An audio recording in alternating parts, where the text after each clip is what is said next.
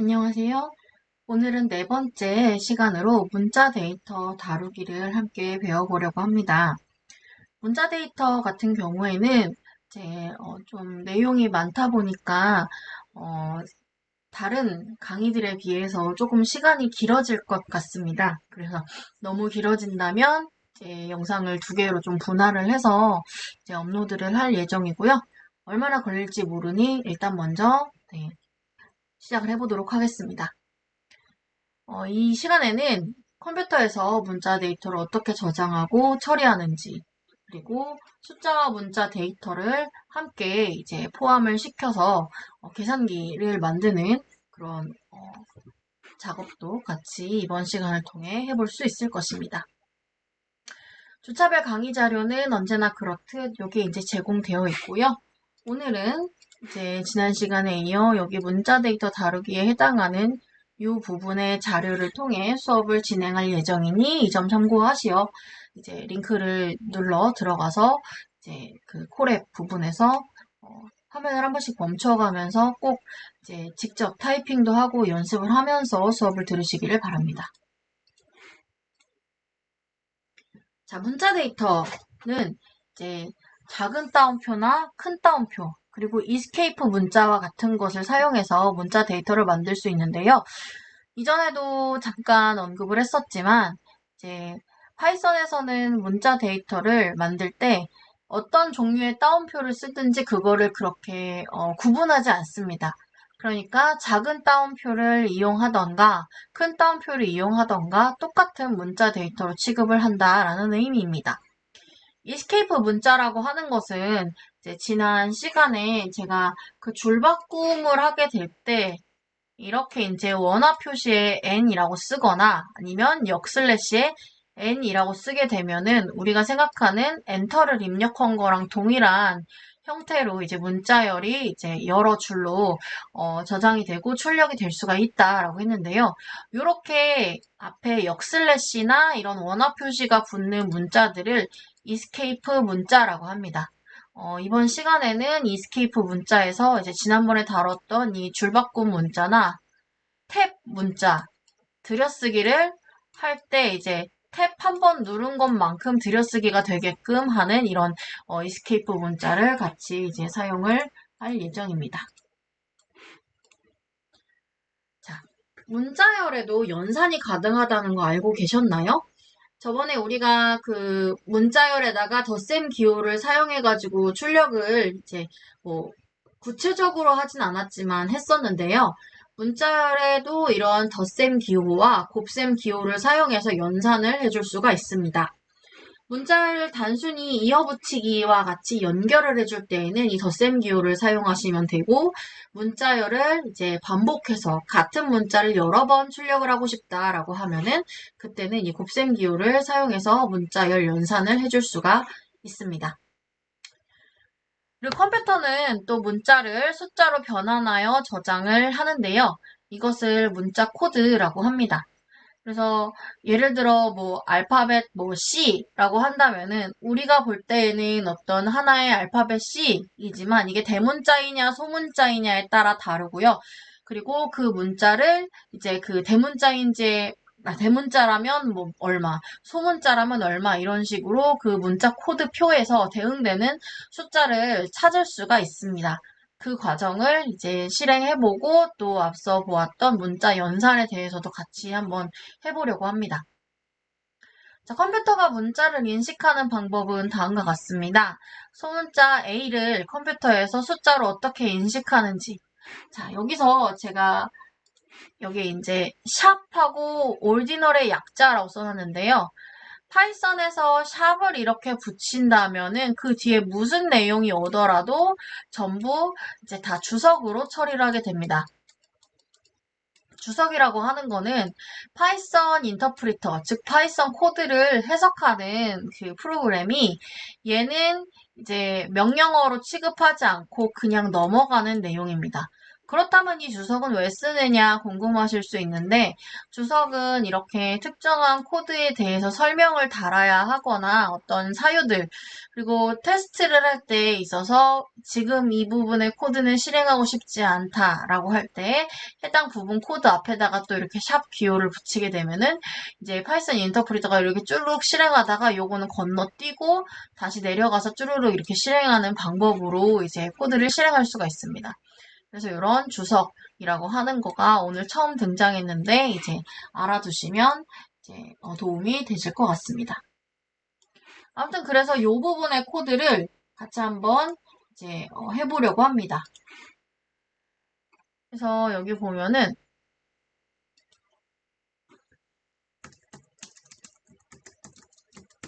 를 실행을 하면요.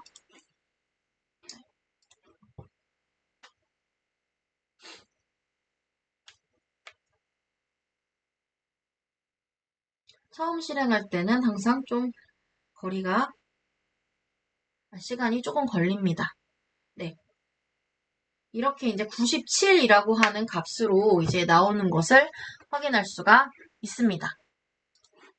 자, 그렇다면 이 97이 정말 알파벳 A로 변환이 되는지를 이제 보려고 합니다. 이제 알파벳이나 특정 값을 이제 그 문자표에서 얼마인지 확인하고 싶을 때는 이 오리지널이라고 하는 걸 쓰면 되고요. 이제 특정한 숫자를 이제 대응되는 문자나 다른 어떤 것으로 이제 변환하고 싶을 때는 캐릭터라고 하는 거를 사용하시면 됩니다. 여기에서 이제 해보도록 하겠습니다.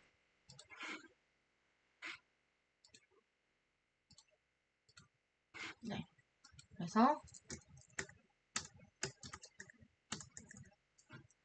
실행을 하면은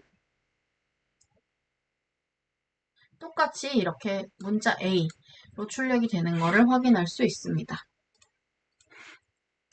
방금 우리가 사용한 문자 코드는 유니코드입니다. 자, 사실 이렇게 우리가 사용하는 문자 코드가 잠시만요.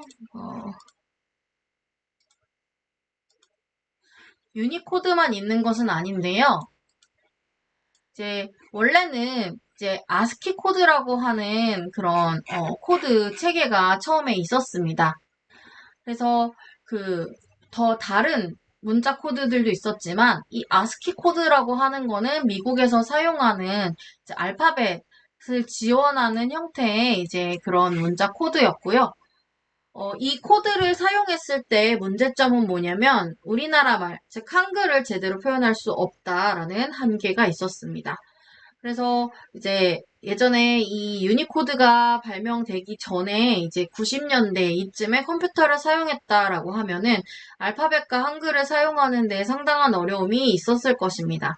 그래서 이 유니코드를 만들고 이제 그렇게 표준으로 사용을 하게 되면서 이제 유니코드를 통해 알파벳뿐만 아니라 한글 같은 이런 다른 언어의 문자들 또한 이렇게 표현할 수 있게 되었다라고 하는 거죠. 방금 우리가 살펴보았던 이제 오리지널이나 이제 캐릭터라고 하는 거는 이 유니코드에서 이제 몇 번을 가지고 있으며 특정한 숫자가 유니코드에서 어떤 문자로 대응이 되는지를 같이 이제 실행을 해본 것입니다. 그래서 이제 모든 문자를 다 숫자로 표현을 이렇게 하고 다양한 언어의 문자를 지원한다라고 하는 것이 유니코드의 이제 특징입니다. 한글에서도 이제 그 유니코드가 지원이 되기 때문에 이렇게 찾아볼 수 있는데요. 그래서 여기에 한글의 가를 유니코드로 찾아보면 44,032라고 하는 값이 나옵니다. 자, 그럼 마찬가지로 를 실행하면 가라고 나오는 걸 볼 수가 있죠. 여기다가 우리는 이제 이런 디지털 데이터에 대해서 수업 초반에 설명을 했었는데 데이터가 다 이렇게 디지털화가 될 수 있기 때문에 우리가 이런 파이썬 같은 프로그래밍 언어를 통해서 처리를 할 수가 있는 겁니다. 그래서 가라고 하는 문자가 44,032라고 하는 숫자 값으로 대응되는 걸 봤는데요. 여기에다가 만약에 1176을 더하면 어떤 값이 나오는지 보도록 하겠습니다. 그래서 계산을 위해 가의 문자, 원래 44,032라는 거 알고 있지만 그냥 여기에다가 을 하게 되면은 이렇게 이제 나라고 하는 것이 이제 나왔다. 그래서 여기서 보여주는 것은 문자 데이터가 우리가 보기에는 문자라고 하더라도 결국은 다 숫자로 이렇게 저장이 되고 있다라고 하는 겁니다. 하지만 이제 컴퓨터가 이런 숫자로 알아서 더 변환을 굉장히 빠르게 하고 처리할 것이기 때문에 우리 사실 여태 한글을 타이핑하고 처리를 할 때 가라고 하는 글자가 유니코드로 44,032라는 거 몰랐고 나라고 하는 글자 또한 이 가에다가 1176만큼 더 큰 그런 유니코드 번호로 대응되는 값인지 전혀 몰랐습니다. 그럼에도 불구하고 사용할 수 있었죠. 그래서 우리는 그냥 이 문자 데이터가 숫자로 어떻게 바뀌는지에 대해서 그냥 한번 보기 위해서 이 내용을 이제 살펴보았던 것이고, 이제 이 각각의 문자가 어떤 숫자로 대응되는지는 몰라도 된다라고 생각하셔도 되겠습니다. 그래서 문자의 인코딩과 디코딩. 그래서 인코딩이라고 하는 거는 방금 우리가 가가 44,032로 변환이 됐던 것처럼 컴퓨터가 이해할 수 있는 숫자로 변환하는 것이 인코딩이고요. 또 그 숫자를 사람이 이해할 수 있는 문자로 변환하는 과정이 디코딩이라고 할 수 있습니다. 자, 문자 데이터에 대해 설명을 했었는데요. 자, 이 따옴표 안에 있는 123의 정체는 무엇일까요? 자, 일단 우리는 파이썬 그리고 영문자로 되어 있는 파이썬이라고 하는 건 모두 문자 데이터라고 하는 걸 알고 있습니다. 자, 그렇다면 이 123, 따옴표로 둘러싸인 이 123은 문자일까요? 숫자일까요? 자, 이 데이터가 어떤 타입인지 확인하기 위해서는 타입이라고 하는 걸 사용하면은 결과를 알려준다라는 거를 이전 시간에 설명한 바 있습니다. 한 번 더 그 내용을 이제 해보도록 하겠습니다. 여기 보면은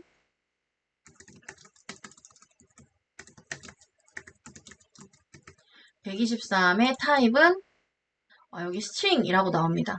그러니까 우리가 보기에는 숫자더라도 이렇게 따옴표에 감싸져 있으면 얘는 문자라고 이제 처리를 한다라고 하는 거고요.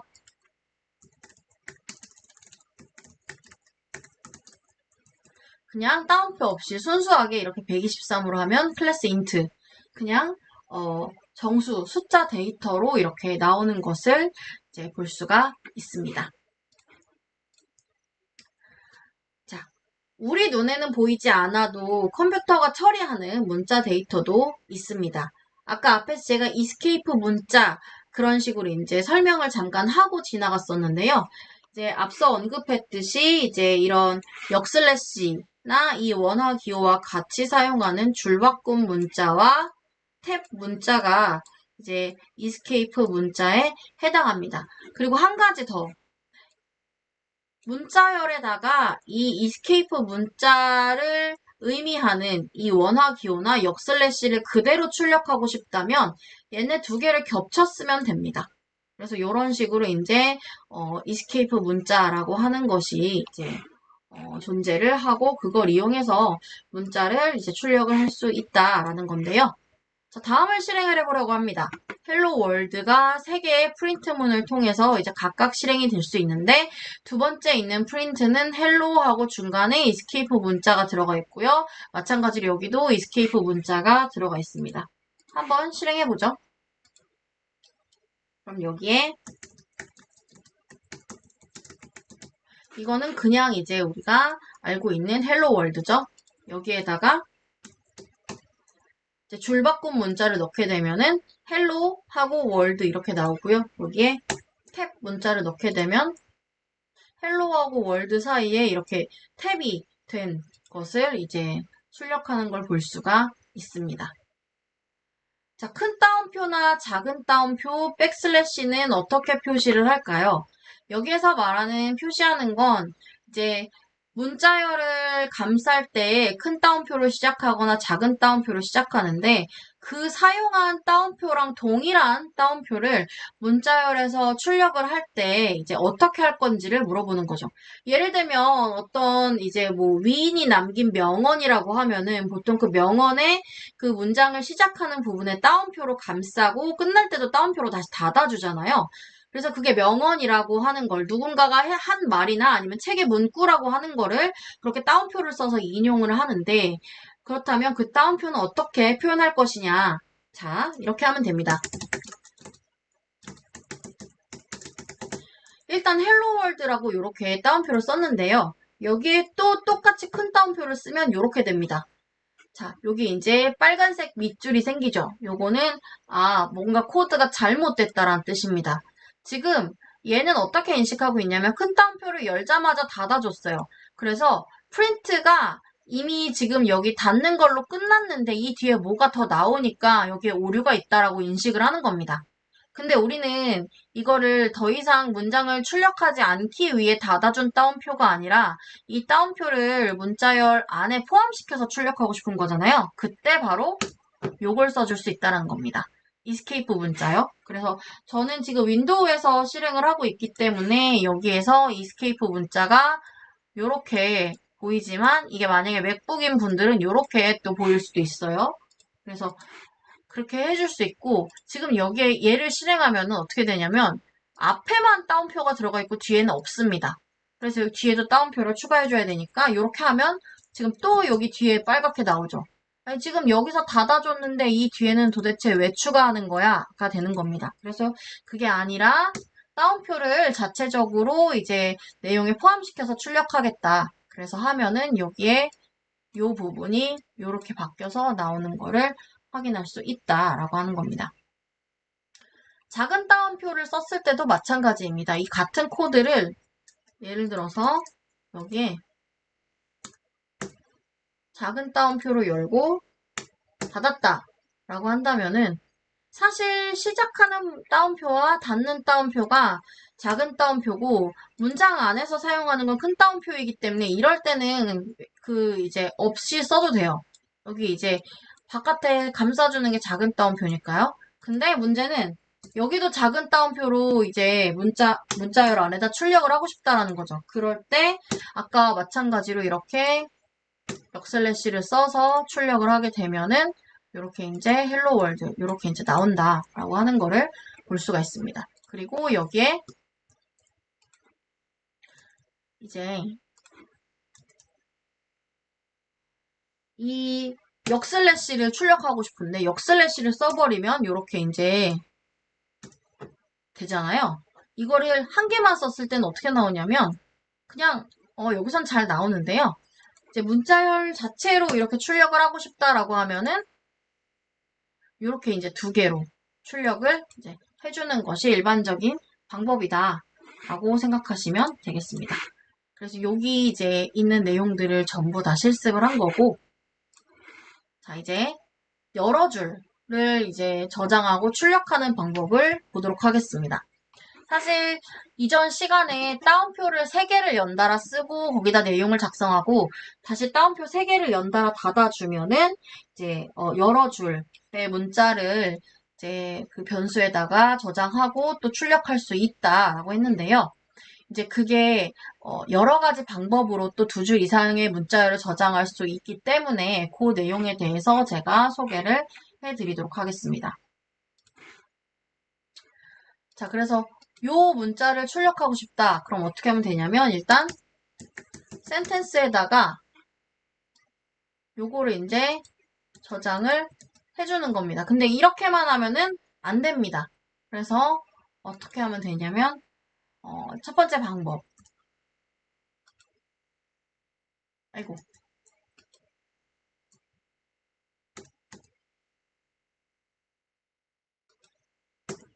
이렇게 해주는 겁니다. 그래서 여는 따옴표를 작은 따옴표로 해주고 닫는 따옴표를 작은 따옴표로 해준 다음에 중간에 줄바꿈을 해주고 싶은 위치에다가 앞서 배운 줄바꿈 문자를 넣어주는 거죠. 그래서 이렇게 한 다음에 를 해주면 이렇게 이제 잘 출력이 되는 걸 볼 수가 있습니다. 두 번째 방법은요.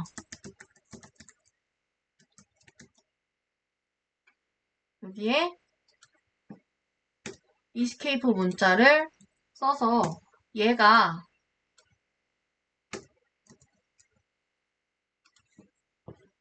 이제 그냥 문자열로서 따옴표를 의미하는 거다라는 걸 알려주고 문장이 끝나는 위치에다가 줄바꿈을 넣어주면 됩니다. 그 다음에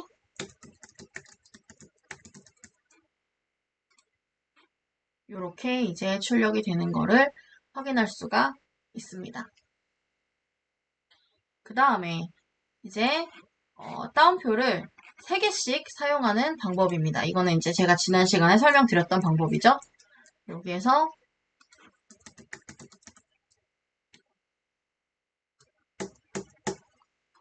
이렇게 써주고, 아이고. 그 다음에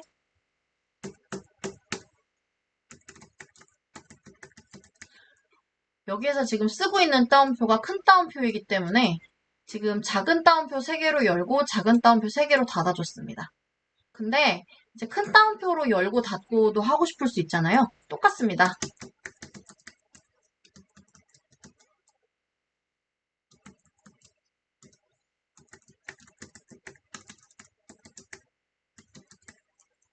네, 그래서 이렇게 해도 되네요. 저는 이제 교환에다가 여기 이렇게 얘가 요거다라는 거를 이제 알 수 있도록 표시를 해놨는데 이제 여기에 아이고 역슬래시가 없어도 이제 알아서 3개씩 딱 그냥 이게 여러 줄을 의미하는 거구나 라는 거를 인식을 하기 때문에 해당 부분을 이제 역슬래시 없이도 이제 여러 줄을 출력할 수 있다라는 걸 확인할 수 있었습니다. 자, 이제 문자열 연산인데요. 앞에서 문자열 2개를 합치기, 그리고 문자열을 반복하기에 각각 덧셈 기호와 곱셈 기호를 사용할 수 있다라는 거를 잠깐 언급을 하고 지나갔어요. 그 연산을 지금부터 한번 해보려고 합니다. 자, 2개의 문자 데이터를 연결해 보려고 하는데요. 지금 스트링 1에는 헬로가, 스트링 2에는 월드가 들어가 있습니다. 이 헬로와 월드를 이어붙이기를 하려고 하고요. 그래서 보면은 이제 그 프린트에서 그냥 이어붙이는 것과 중간에 공백을 포함시켜서 이어붙이는 것이 나옵니다. 그래서 여기 이제 같이 해보겠습니다.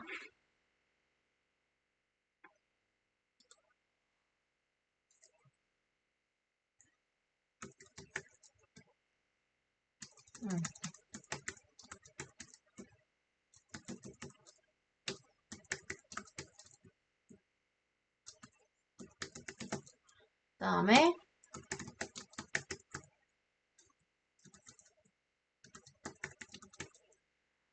이렇게 하게 되면은 따닥따닥 붙어서 나옵니다. 근데 보통 띄어쓰기를 해주잖아요. 그래서 여기에다가 이거를 공백을 포함을 시켜서 이어붙이기를 하겠다 하면은 이렇게. 그래서 이 덧셈 기호를 썼을 때는요, 공백을 포함하지 않고 나오기 때문에 이제 이렇게 띄어쓰기를 일부러 넣어줘야 됩니다. 근데 교환에 나와 있진 않지만 컴마를 사용해서도 같이 이제 한 줄에 출력할 수 있는데요. 컴마를 쓰게 되면은 이제 이렇게 컴마 단위로 끊어져 있는 것들 사이에 자동으로 띄어쓰기가 들어갑니다. 이렇게요.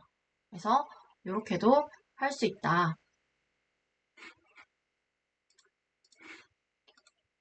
자, 근데 문자 데이터에다가 만약에 숫자 데이터를 더한다면 어떻게 될까요? 여기에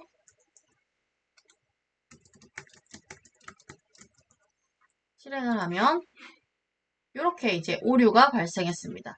문자와 문자만 이어붙이기를 할 수 있고 정수형을 이어붙이기 할 수 없다.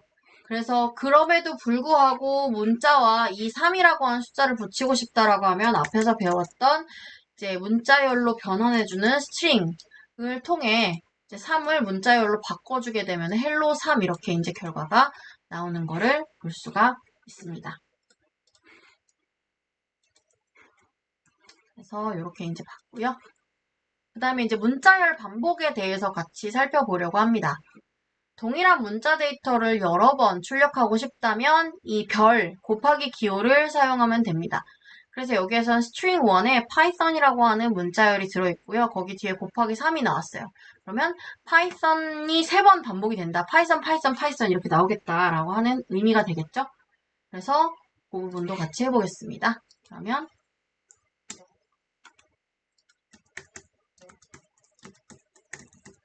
이 되고 여기에서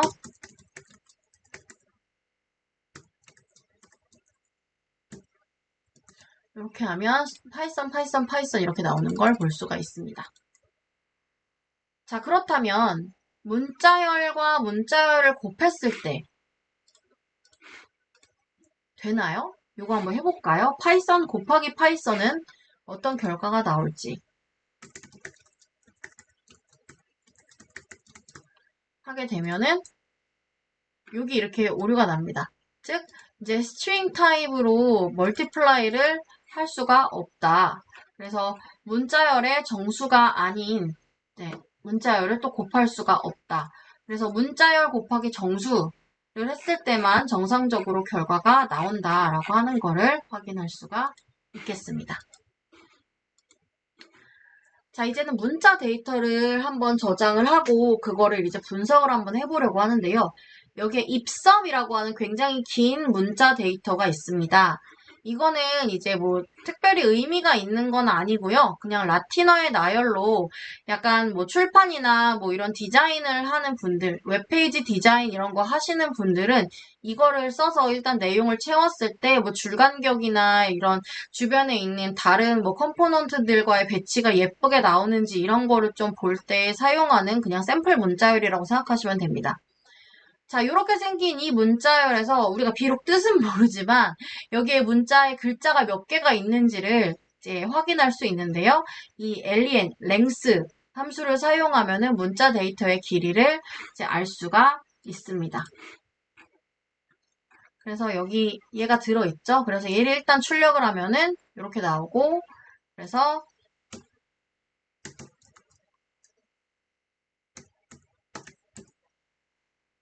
을 하게 되면은 이렇게 얘가 이제 451글자이다. 그래서 이거를 좀 이쁘게 문장으로 출력한다라고 하면은 fstring 써가지고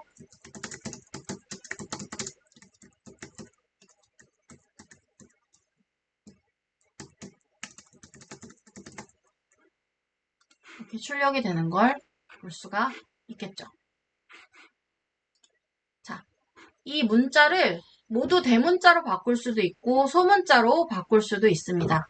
사실 여러분이 인식하지 못한다고 하더라도 이런 뭐 문자를 검색한다라고 했을 때 이제 같은 단어인데도 대문자가 섞여 있냐 소문자만으로 되어 있냐에 따라서 의미가 같은데도 다르게 취급되는 경우들이 있어서 그거를 이제 어퍼나 로어라고 하는 기능을 통해 전부 다 대문자나 전부 다 소문자로 통일을 시켜서 같은 문자열을 이제 비교를 할 수 있도록 이제 사용을 하기도 합니다. 그래서 여기에서는 어퍼라고 하는 걸 쓰게 되면 모든 문자를 다 대문자로 바꿔주고요. 로어라고 하는 걸 사용하게 되면 전부 소문자로 바꿔주게 됩니다. 그래서 이 부분을 같이 해보도록 하겠습니다.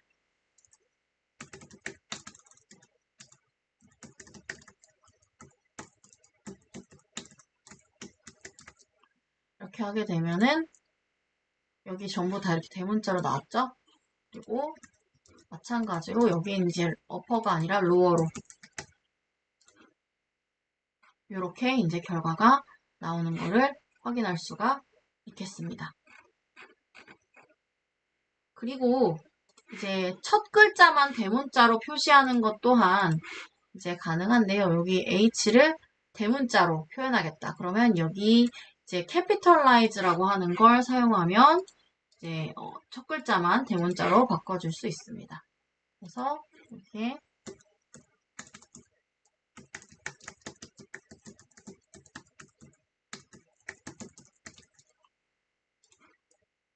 이렇게 이제 맨 앞에 있는 hello의 H만 대문자로 변환되어서 나오는 거를 확인할 수가 있겠습니다.